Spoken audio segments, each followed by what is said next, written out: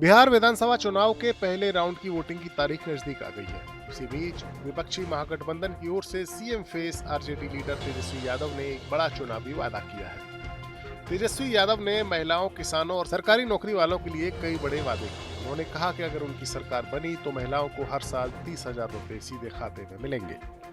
तेजस्वी ने कहा कि महंगाई ने सबको परेशान कर रखा है, खास तौर से महिलाओं का घर चलाना मुश्किल हो गया है। इसीलिए सरकार बनते ही 14 जनवरी को यानी मकर संक्रांति के दिन हर महिला के बैंक खाते में 30,000 रुपए भेजे जाएंगे। ये पैसा हर साल मिलेगा, मतलब 5 साल में कुल 1.5 लाख रुपए का फायदा होगा। औसतन हर महीने 2500 रुपए। तेजस्वी ने जोर देकर कहा कि ये सिर्फ वादा नहीं है, महिलाओं को ताकत देने का हथियार है और वो घर की मालकिन बनेंगी। फिर बात उन्होंने जीविका दीदियों की। ये वो बहनें हैं जो गांव-गांव में स्वयं सहायता समूह चलाती हैं।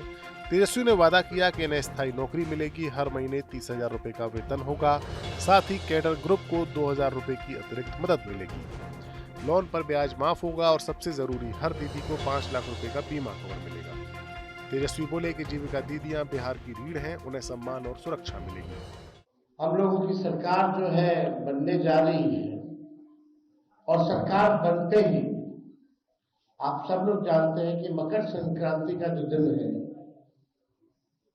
यानी खरवास के बाद मकर संक्रांति आता है। हिंदुओं के लिए जो है नया साल के तौर पे लोग देखते हैं। दही चूड़ा जो है हम लोग खाते हैं, यानी 14 जनवरी को होता है।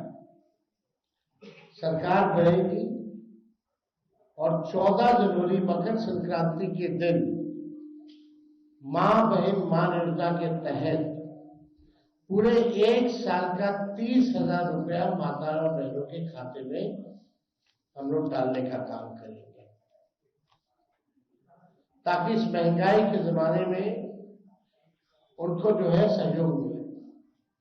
5 साल का 1.5 लाख रुपया होता है और महीना का 2,500, यानी 12 महीने का 1 साल का एक साथ जो है 14 जनवरी मकर संक्रांति के दिन 30,000 रुपए उनके खाते में डायरेक्ट हम लोग डालने का काम करेंगे।